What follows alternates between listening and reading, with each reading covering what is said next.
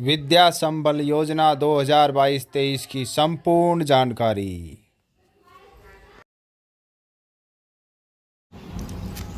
नमस्कार मित्रों, राजस्थान माध्यमिक शिक्षा बीकानेर के द्वारा प्रसारित आदेश 11 जून 2022 के अनुसार महात्मा गांधी राजकीय माध्यमिक विद्यालयों में अंग्रेजी माध्यमिक विद्यालयों में विद्या संबलन योजना क्या है, इसके बारे में हम विस्तृत रूप से जानेंगे। विद्या संबलन योजना के तहत गेस्ट फैकल्टी के रूप में शिक्षकों को लगाए जाने के संबंध में ये दिशा निर्देश मिले हैं। ये विद्या संबलन योजना क्या है, इसके बारे में हम जानेंगे। विद्या संबलन योजना के तहत उन्हीं रिक्त पदों पर गेस्ट फैकल्टी शिक्षकों को लगाया जाएगा जिन पदों हेतु साक्षात्कार प्रक्रिया कम से कम एक बार की गई है। उक्त प्रक्रिया पद नहीं भरे हैं। शाला दर्पण के माध्यम से हम जानेंगे कौन सी विद्यालय में कौन सी वैकेंसी, किस पद की वैकेंसी खाली है। इस वीडियो को अंत तक देखते रहिए। पूरी प्रक्रिया इस वीडियो के माध्यम से हम समझाएंगे। विद्या संबलन योजना के तहत निजी अभ्यर्थी मतलब जो सरकारी सेवा में नहीं है और शिक्षक जो सेवा से निवृत्त हो चुका है, वही इसके लिए पात्र होगा। इसके लिए वांछित योग्यता क्या है, इसके बारे में देखते हैं आगे। अभ्यर्थियों की क्या क्या योग्यता है, प्रशैक्षणिक योग्यता क्या है, इसके बारे में हम जानेंगे। व्याख्याता के लिए जैसे ये जीव विज्ञान का बता रहा है और भी किस किस का होगा, लेकिन इसके लिए व्याख्याता जीव विज्ञान, भौतिक, रसायन और गणित के जो व्याख्याता पद है, रिक्त पद, उसके लिए बता रहे हैं। व्याख्याता जीव विज्ञान के लिए बता रहे हैं। प्राणी विज्ञान, वनस्पति विज्ञान, जैविक, जीव प्रौद्योगिकी में विश्वविद्यालय अनुदान आयोग, VAA का मतलब है विश्वविद्यालय अनुदान आयोग द्वारा मान्यता प्राप्त विश्वविद्यालय के अंग्रेजी संकाय में स्नातकोत्तर, अंग्रेजी में स्नातकोत्तर एवं या समतुल्य परीक्षा, परंतु उन्होंने स्नातक स्तर पर अंग्रेजी माध्यम में वनस्पति विज्ञान और प्राणी विज्ञान का अध्ययन किया हो, वही अंग्रेजी माध्यम में विद्यालय के लिए पात्र होगा। प्रशैक्षणिक योग्यता है बीएड होना चाहिए। अब दूसरा है व्याख्याता भौतिक, रसायन विज्ञान या गणित के लिए सुसंगत विषय में मतलब जिस विषय से वह फॉर्म भर रहा है उस विषय से विश्वविद्यालय अनुदान आयोग द्वारा मान्यता प्राप्त संस्था से अंग्रेजी माध्यम में स्नातकोत्तर MA किया होना चाहिए और बीएड होना चाहिए। वरिष्ठ अध्यापक के लिए इन्होंने योग्यता रखी है अंग्रेजी, गणित, हिंदी एवं तृतीय भाषा संस्कृत, उर्दू आदि में अंग्रेजी माध्यम में स्नातक किसी में किया हो, अंग्रेजी माध्यम में या समतुल्य परीक्षा। अंग्रेजी माध्यम का यदि छात्र प्राप्त नहीं होता है, अभ्यर्थी प्राप्त नहीं होता है, तो समतुल्य जो हिंदी माध्यम के अध्यापक है, अभ्यर्थी है, उन्हें भी लिया जाएगा। प्रशैक्षणिक योग्यता बीएड है। आगे देखिए, वरिष्ठ अध्यापक विज्ञान, वह भी स्नातक होना जरूरी है। BSc होना जरूरी है। ये स्नातक या समतुल्य परीक्षा BSc होना जरूरी है। और प्रशिक्षण की योग्यता है उसकी बीएड। आगे देखते हैं वरिष्ठ अध्यापक सामाजिक ज्ञान का।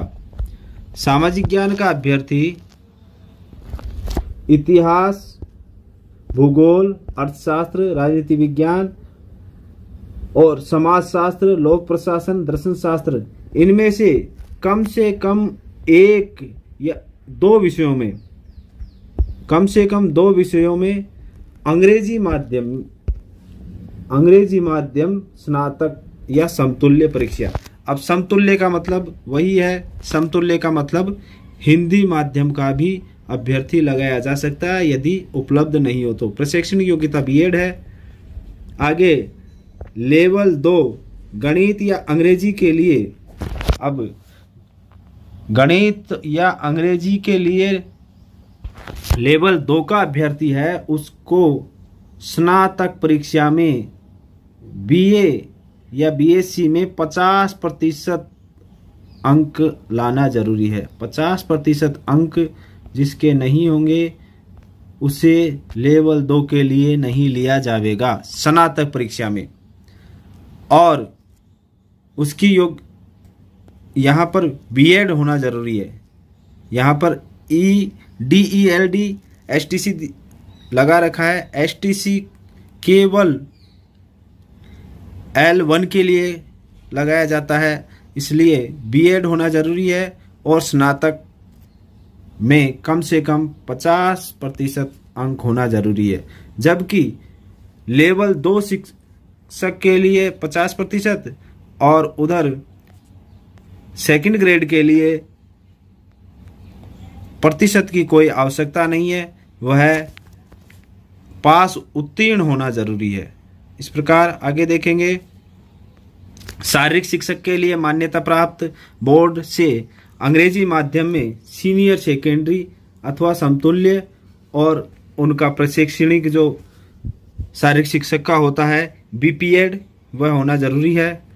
पुस्तकालय अध्यक्ष के लिए पुस्तकालय विज्ञान में प्रमाण पत्र होना चाहिए प्रशिक्षण का और मान्यता प्राप्त बोर्ड से अंग्रेजी माध्यम में सीनियर सेकेंडरी उत्तीर्ण होना जरूरी है। आगे देखते हैं प्रयोगशाला सहायक के लिए ये जरूरी है भौतिक विज्ञान, रसायन विज्ञान, जीव विज्ञान, सूक्ष्म जीव विज्ञान, जैव प्रौद्योगिकी, इनमें से किसी एक में अंग्रेजी माध्यमिक विद्यालय से सीनियर सेकेंडरी या समतुल्य परीक्षा उत्तीर्ण होना जरूरी है। एवं इस प्रकार इन वैकेंसियों की योग्यता क्या है इसके बारे में बताया गया है। सेवानिवृत्त अभ्यर्थियों हेतु, अब देखिए सेवानिवृत्त जो अभ्यर्थी है उनके लिए क्या योग्यताएं हैं। जिस पद से उस अभ्यर्थी की सेवानिवृत्ति हुई है उसी पर लगाया जाएगा। उसे आवेदित पद पर न्यूनतम वांछित शैक्षणिक योग्यता अंग्रेजी माध्यम से अर्जित किया हो। नोट: अध्यापक लेवल 2 प्रथम द्वितीय के लिए सेवानिवृत्त अध्यापक हेतु रीट परीक्षा उत्तीर्ण की बाध्यता नहीं है, किंतु जो नए अभ्यर्थी है वो रीट उत्तीर्ण होना जरूरी है। जो नए अभ्यर्थी है उनको रीट पास होना जरूरी है। आगे देखते हैं विद्या संबलन योजना में गेस्ट फैकल्टी का चयन कैसे होगा। इसके लिए उस विद्यालय का जो प्रधानाचार्य है वह एक कमेटी बनाएगा। उसके प्रधानाचार्य के साथ 2 वरिष्ठ अध्यापक, यह है नियुक्ति प्रक्रिया प्रधानाचार्य की अध्यक्षता में अतिरिक्त 2 वरिष्ठतम शिक्षकों की कमेटी द्वारा महात्मा गांधी अंग्रेजी माध्यमिक विद्यालय के ब्लॉक या अन्य अगर उपलब्ध नहीं है, वरिष्ठतम शिक्षक लेक्चरर उपलब्ध नहीं है तो अन्य महात्मा गांधी विद्यालय के वरिष्ठतम सदस्यों की नियुक्ति सीबीओ करेगा। इस प्रकार कमेटी बनाई जाएगी और वो कमेटी उनकी नियुक्ति के लिए अनुमोदन करेगी।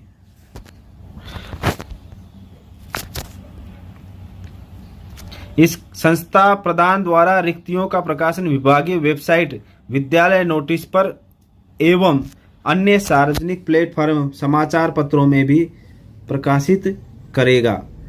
विभागीय वेबसाइट, शाला दर्पण आदि पर और नोटिस बोर्ड, विद्यालय का जो संबंधित विद्यालय है जिसमें वैकेंसी खाली है उसके नोटिस बोर्ड पर भी इसको चस्पा किया जाएगा कि उक्त विद्यालय में कितनी पोस्टों पर गेस्ट फैकल्टी के लिए उपलब्ध है। वैसे शाला दर्पण पर सिटीजन विंडो पर भी जाकर के किस विद्यालय में कौन सी सीट खाली है, रिक्त है, उसके लिए भी आवेदन किया जाना है। अगर किसी को जानकारी प्राप्त नहीं हो रही है तो शाला दर्पण के सिटीजन विंडो पर जाकर के कोई भी देख सकता है।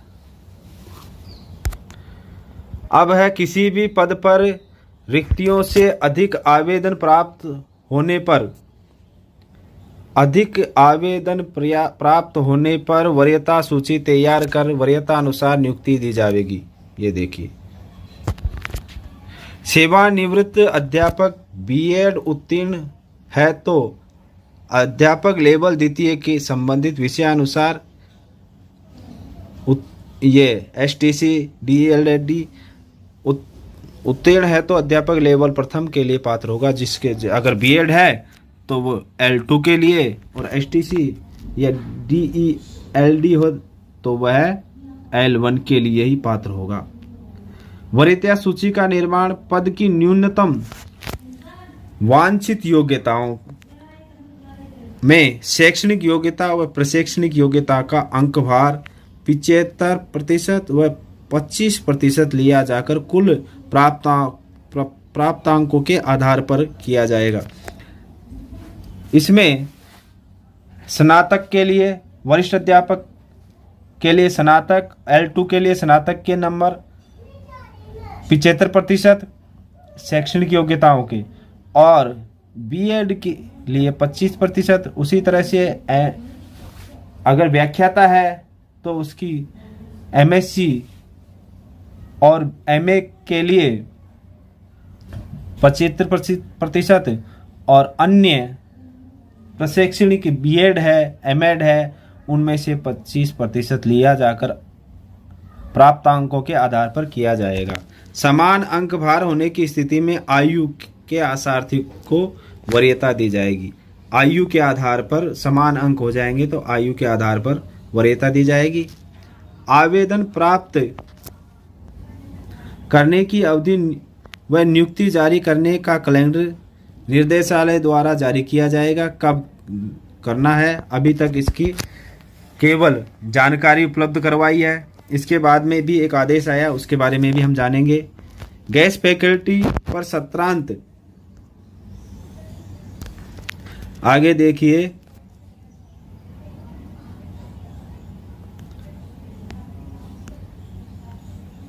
गेस्ट फैकल्टी पर सत्रांत अथवा नियमित प्रक्रिया से पद भरे जाने तक जो भी पहले हो पूर्णतः अस्थायी तौर पर रखा जाएगा। गेस्ट फैकल्टी के रूप में निजी अभ्यर्थियों, सेवानिवृत्त अध्यापकों को उन्हीं दिशा निर्देशों के अध्याधीन रखा जाएगा जो वित्त विभाग के दिनांक 30/3/2021 में वर्णित है। अब 30/3 में क्या वर्णित है उसके लिए हम 30/3 वाला आदेश भी पढ़ेंगे। गेस्ट फैकल्टी में कितना मानदेय मिलेगा इसके बारे में भी इसमें दिया गया है। ये देखिए, अध्यापक लेवल 1 और लेवल 2 के लिए प्रति घंटा 300 रुपये, अधिकतम मानदेय 21,000।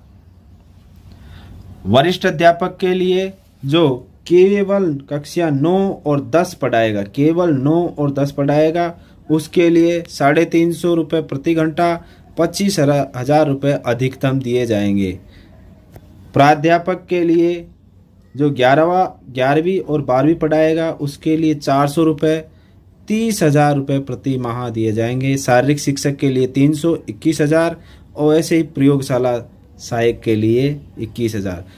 अब इस आदेश के अनुसार सबसे न्यूनतम मानदेय है 21,000। 21,000 अध्यापक लेवल 1, लेवल 2, शारीरिक शिक्षक और प्रयोगशाला सहायक, इनके लिए 21,000।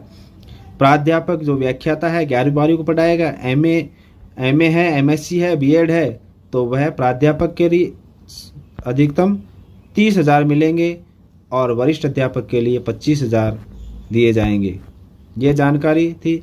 आगे देखिए, गेस्ट फैकल्टी के कार्य का नियमित अवलोकन संस्था प्रधान द्वारा किया जाएगा। संस्था प्रधान के द्वारा ही उसका जो कालांश है, उसकी उपस्थिति है, वह प्रमाणित की जाएगी। संस्था प्रधान ही इसमें सर्वोपरि है। दुराचार, अनियमितता या कार्य में अनुपस्थिति की दशा में सक्षम अधिकारी द्वारा बिना कारण बताए गेस्ट फैकल्टी के रूप में निर्मुक्त किया जा सकता है, उसे हटाया भी जा सकता है। विद्या संबलन योजना के तहत गेस्ट फैकल्टी नियुक्त किए जाने के लिए आवेदन एवं आदेश जारी करने के लिए संबंधित कैलेंडर प्रत्यक्ष से निर्देशालय स्तर पर जारी किया जाएगा। जो आगे हम पढ़ेंगे वो जारी कर दिया है। देखते हैं आगे।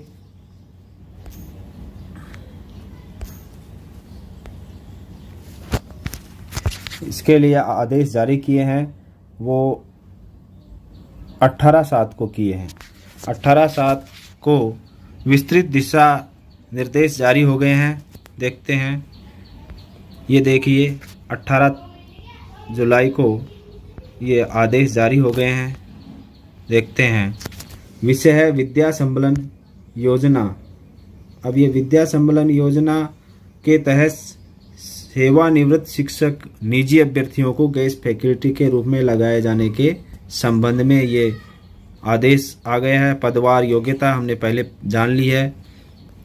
ये पदवार योग्यता है वरिष्ठ अध्यापक की, लेवल 2 वाले की। अब इसमें दिया गया है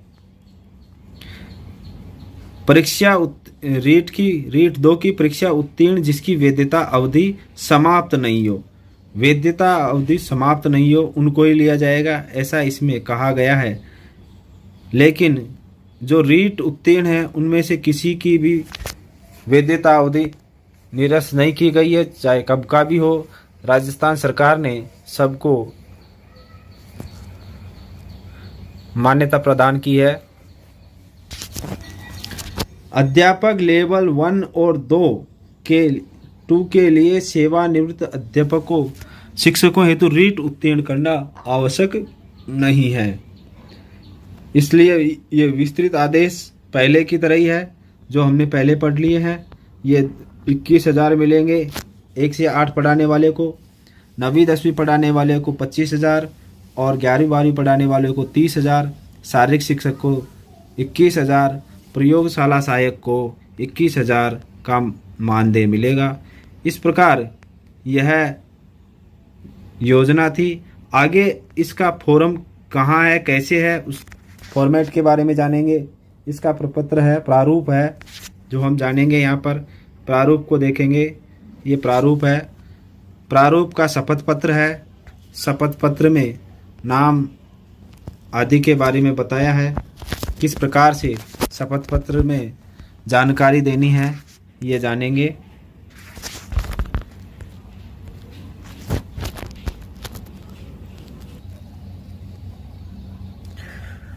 इसमें श्रीमान श्रीमती विभाग का नाम के गेस्ट फैकल्टी के रूप में उपस्थिति दे रहा हूँ। यह है कि मैंने शिक्षा विभाग या जो विभाग है किसी में काम किया हो तो उसके बारे में उसे जानकारी देनी होगी। और ये मैंने सभी शर्तों को पढ़ लिया, इसलिए इसके लिए वचनबद्ध हूँ। इस प्रकार की जानकारी इसमें दी जाएगी। आप इसको विस्तृत रूप से पढ़ सकते हैं। यहाँ से देखिए प्रारूप शपथ पत्र, आराम से पढ़िए इसको। यह है कि मेरे द्वारा मैंने विभाग कोई जिस विभाग में काम किया उस विभाग का नाम, और